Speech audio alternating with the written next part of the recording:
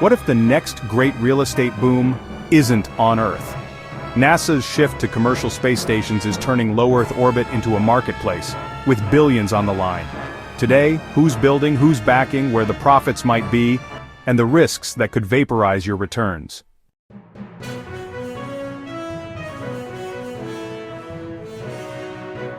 For decades, the International Space Station dominated research in orbit. But with ISS deorbit planned around 2030, NASA is pivoting from owning the platform to buying services on privately built stations. Think, airlines buying gate time, NASA pays for access, not the whole airport.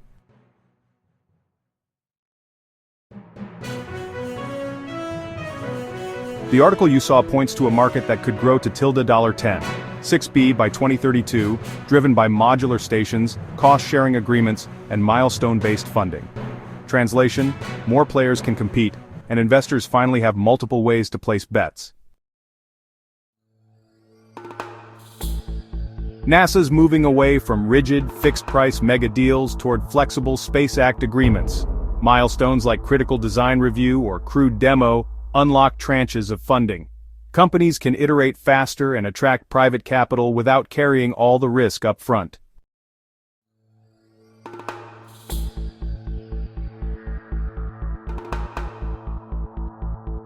Per the article, $1.5B in NASA support is scoped for 2026-2031, with prior awards around $400 million split across leading teams.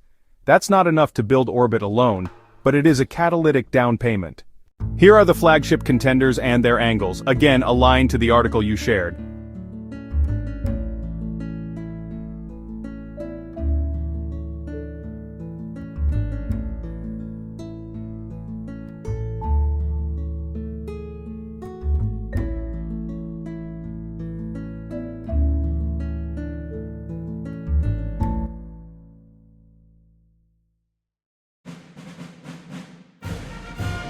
Space stations aren't monoline businesses, they're platforms. The thesis from the article breaks opportunities into 4 investable themes.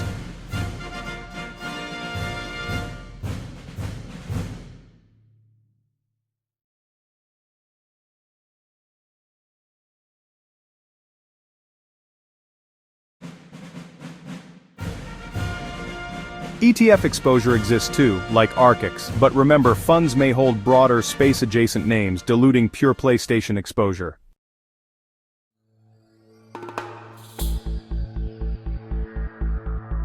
Look for moats, software and robotics that quietly power orbital services.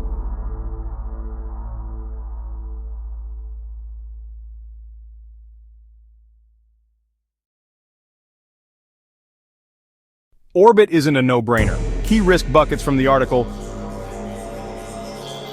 funding gaps NASA's support total capex, multi-billion shortfalls require private money, mitigation, multiple revenue lines, Gov plus private plus data, technical delays, complex integration, launch cadence matters, mitigation, teams with proven launch partners and test heritage.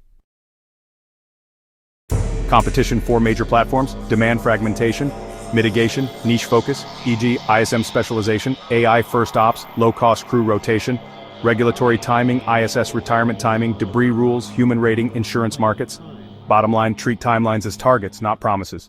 Build a thesis that survives slippage. If you were to mirror the article's stance into example approaches, again, not advice,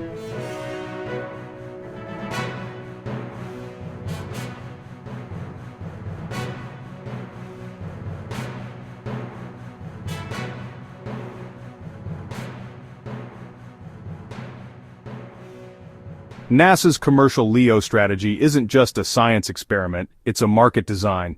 If private stations succeed, we get new R&D rails, manufacturing you can't do on Earth, and tourism that funds science. If they stumble, early investors eat the risk.